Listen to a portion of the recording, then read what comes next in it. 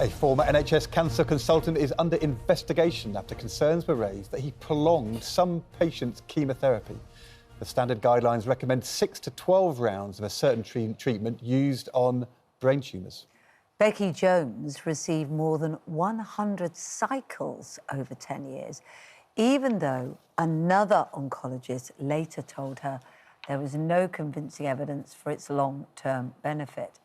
And after the initial 6, Michael Grady was given a further 21 cycles when he transferred to Professor Ian Brown's care. And they join us alongside Fiona Tinsley, the lawyer who represents them and other patients, and independent oncology professor Angus Dalgleish. Start with you, Michael. So you were diagnosed with a cancer, went into treatment. You had, as we heard, the normal 6 cycles and then a further 21 cycles, and then after 3 years, you decided to stop the treatment. Yeah. What was your experience like, and why at that point did you decide to stop? Well, being on the chemotherapy, it's effectively a poison. So whilst on it, my quality of life wasn't the best. You know, my routine was essentially take my tablets in the morning, go to bed, take my kids to school, go to bed, have my dinner, go to bed. So that would be the case every 4 or 5 weeks. And whilst I was taking the chemotherapy, I'd take time off work and then essentially go back to work and almost remember how to do your job again to a certain extent. So the quality of life weren't the best whilst on it.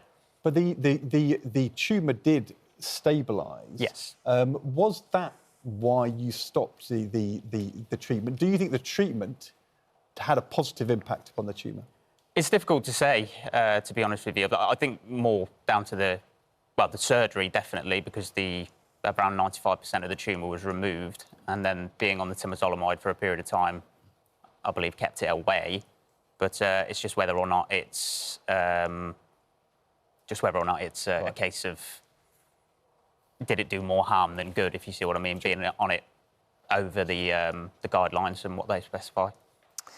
Becky, you had 100 cycles of this. How was that, living through that, first of all? Horrendous.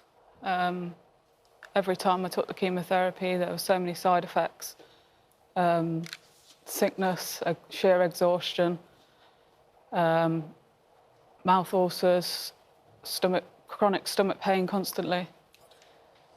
Yeah, it was just horrendous to live through it. So you were only 21 when you were told you had grade 4 glioblastoma, and you might only live 6 to 12 months. So you took on this horrific treatment of 100 cycles, presumably because you thought it was the only way to live. Yeah, well, I was diagnosed, given 6 to 12 months to live, which was absolutely devastating. Of course. And I was told if you didn't carry on taking this chemotherapy, then I would die. And how has it been for you since emerging that you might not have needed all of that treatment? How do you feel in your body in the effect, and how do you feel mentally? Mentally, it has literally ruined me. It's torn me apart. Oh, Becky. Oh, my love. I've got some tissues. You all right? Yeah. Let me get some. But, you know, I'm just so angry at the fact that I was actually given so much treatment. There was no reasoning behind it. Of course you are. You know, I'm still left in the dark. I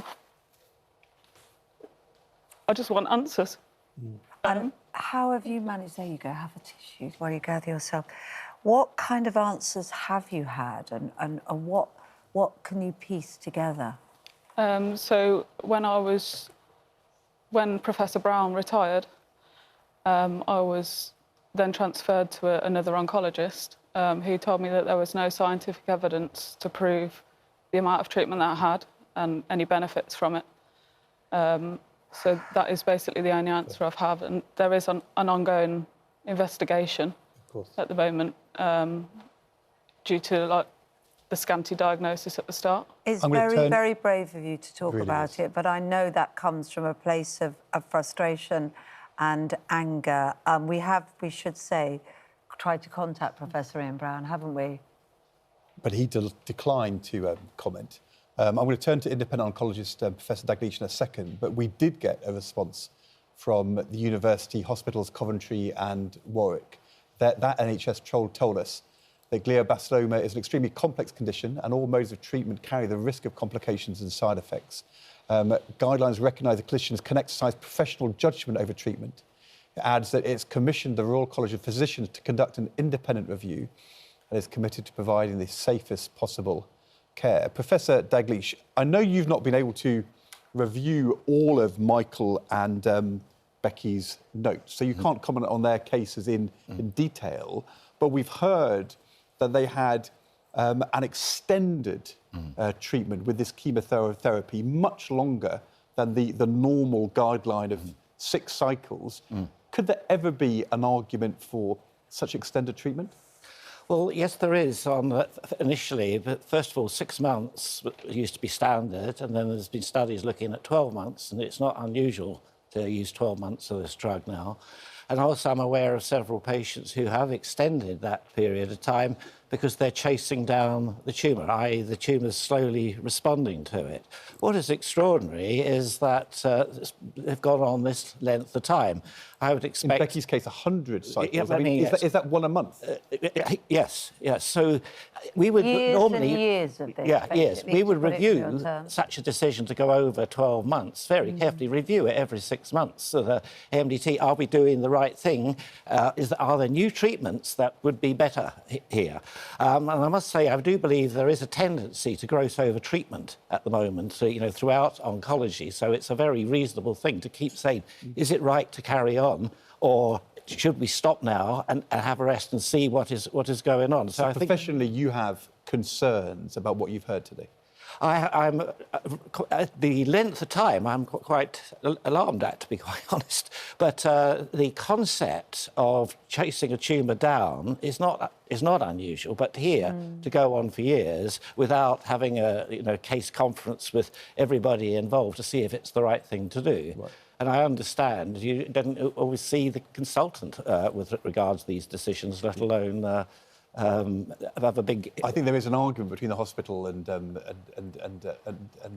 about whether or not these case conferences did happen. That's one of the things which will be looked at. Right. In the Should we talk to Fiona, because you have a campaign, you want to address this, don't you, and get some answers. You want a full patient safety review dating back to 2006. Why would that help Michael and Becky in this situation? Yeah, so currently the external review that's been commissioned by the Trust is only covering the period between 2017 and 2023.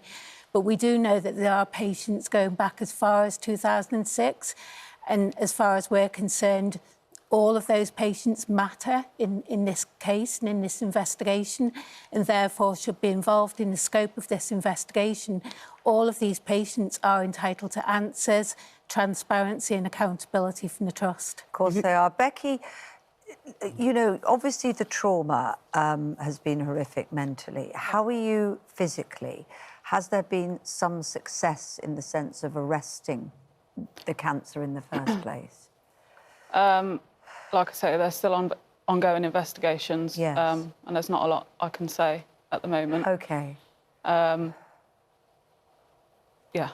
that's all I can say. Well, at the moment. let's hope that at least you have that going forward, and we wish you absolutely well. Thank you. I mean, is this one trust, one consultant, or are there any examples elsewhere in the country, around the world, where we have similar kind of issues arisen? Not that we know of. Coventry is the only hospital trust that we're aware of carrying out this regime or practice. We did do a freedom of information request to all of the neuro-oncology centres in the country to just establish what the cost was and whether there was a deviation from that with Coventry. And there certainly seemed to be in terms of the spend that they had made on this drug over the period of time. Hence the importance of these investigations. And Michael, your tumour stabilised, things are getting better for you? Well, yeah, it seems that way. It was removed, and I typically have scans every 6 months. There's no sign of reoccurrence or anything like that. So, but again, it just makes me raise the question, does being on that temozolomide for that prolonged period of time, is it doing more harm than good? It's so tough that you both had Absolutely. such a difficult time. And you're so brave to talk about it and to deal with it ongoing, and you've highlighted it, which will help so many other people as well. So Thank you we very really much. wish you well Thank for you. your Thank you. futures, and Very thank brave. you. Thank you very much. Really, Thank thank you, Professor Thank Daglish. you. If you've been affected by any of the issues we've been discussing, you can find advice and support at itv.com/helplines.